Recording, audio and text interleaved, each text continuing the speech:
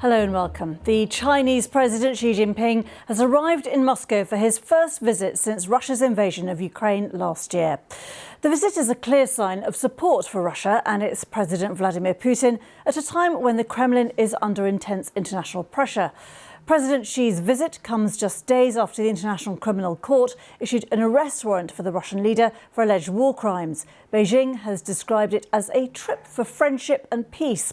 Last month, China published a 12-point plan calling for dialogue on the war in Ukraine, but offered no concrete proposals to end the conflict. Our Russia editor Steve Rosenberg is in Moscow following events. Well, this is Xi Jinping's first visit to Russia since the Russian invasion of Ukraine. And in that sense, it is a demonstration of support for Russia at a time when the Kremlin is under huge international pressure over the war.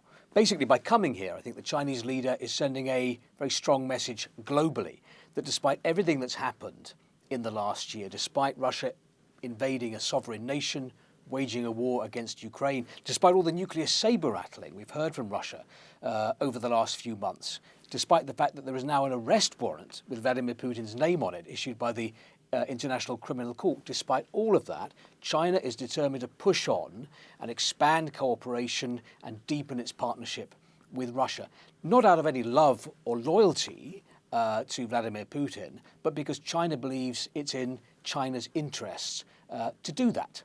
Now, the two leaders have already proclaimed a no-limits partnership, but it's a partnership in which China is the senior partner. I mean, Russia's economy is 1/10 the size of China's economy, and Russia, under heavy international sanctions, is increasingly dependent on China, on Chinese markets for Russian commodities. Now, the Kremlin may well want China to supply it with lethal aid to help Russia win on the battlefield in Ukraine. So far, China has been reluctant to do that. It doesn't want to spark secondary sanctions against Chinese companies. The other question is, can China help end the war in Ukraine? There is some kind of Chinese peace plan, not really a plan, kind of an initiative, or rather a Chinese position on moving to a political settlement in Ukraine. But that's been met with a lot of scepticism in the West. And I don't think China really believes that Ukraine and Russia are ready at this moment to sit down and negotiate an end to the war.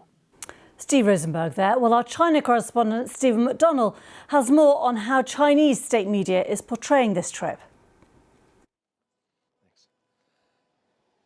Newspaper readers in China today will have seen plenty of coverage previewing Xi Jinping's visit to Moscow.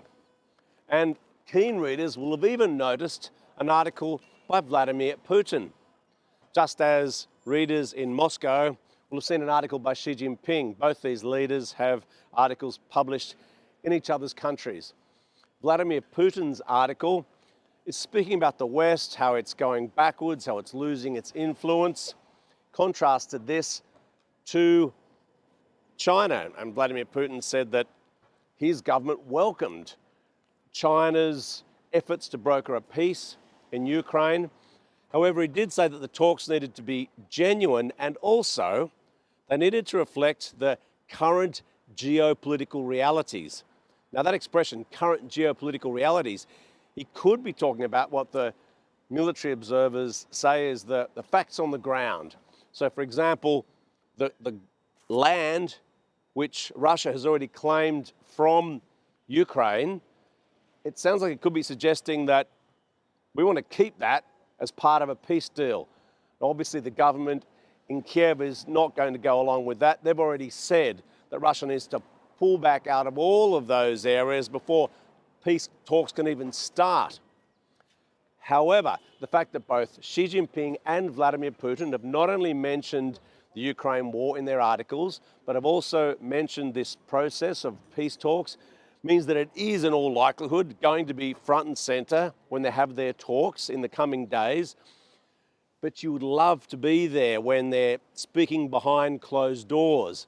What will Xi Jinping be saying to Vladimir Putin about the war really? Like, will he be saying, okay, it's time for Russia to pull back? Or might he be suggesting, all right, you can keep going or even go in harder and Beijing will find a way to back you? Well, that is perhaps the key question now. I'm joined now by Professor Sergei Radchenko, who teaches at the Johns Hopkins School of Advanced International Studies, an expert in Russia's foreign relations. I don't know whether you were able to hear my colleague Stephen McDonnell there from Beijing, but is your sense that President Xi Jinping is there to shore up Putin's position, potentially to offer more military help, or is it to try and persuade Moscow to pull back and try and push this towards a peace deal? I think there's no doubt it is the first. It's to shore up Putin's position, to offer Russia symbolic support and also practical support. Russia is dependent on China. It is looking around to export more stuff to China. Of course, China also supplies much needed semiconductors, for example, to Russia. All of that is hugely important. And we're not even broaching here the question of lethal aid that China might potentially provide to Russia. So for all of those reasons, Xi Jinping's visit is hugely significant. Now, Ukraine, of course, is going to be part of the conversation, but I do not see Xi Jinping cracking the whip and forcing Putin to the negotiation table. It's just not going to happen. Why do you say that? And could China force that position on President Putin anyway? Well, China is certainly not interested in escalation. I think that's fair to say. It doesn't want this conflict go beyond where it already is. On the other hand, Xi Jinping also does not want to throw Putin under the bus. So Russia's defeat is also not in China's interest. So I think what Xi Jinping is going to push towards is a frozen conflict. I think that's probably in China's interest. And that is also aligned to China's so-called peace plan, which basically seeks some kind of a negotiated solution through dialogue, but which does not exclude territorial concessions. Now, we do not see Ukraine agreeing to this anytime soon, nor is Putin in a position at the moment where he says, I'm so desperate to negotiate, I think he still wants to solve this conflict by military means. Why is it in China's interest, though, for this to be frozen, this conflict? Well, because of the other alternatives are so much worse. One alternative would be for the war to escalate and potentially, becoming a Europe-wide war, or God forbid, we could see the use of nuclear weapons. That's not something that China wants. And the other possibility, of course, is that Russia simply could be pushed out of Ukraine. It just could lose on the ground, and that could potentially be followed by instability in Russia itself. Russia could be fragmenting. We could have civil war. God knows what we could have in Russia as a result of Russia's defeat in Ukraine. So China in general is afraid of instability, and it doesn't want to see this thing happen to Russia. And moreover, there's the practical consideration, that is to say, Putin is a bit of a lightning rod now for Western action. And if Russia were to be vanquished on the ground in Ukraine, Xi Jinping might conclude, well, he could be next. And that would also constrain China's foreign policy maneuver space. Professor Sergei Radchenko, thank you very much indeed. Thank you for having me.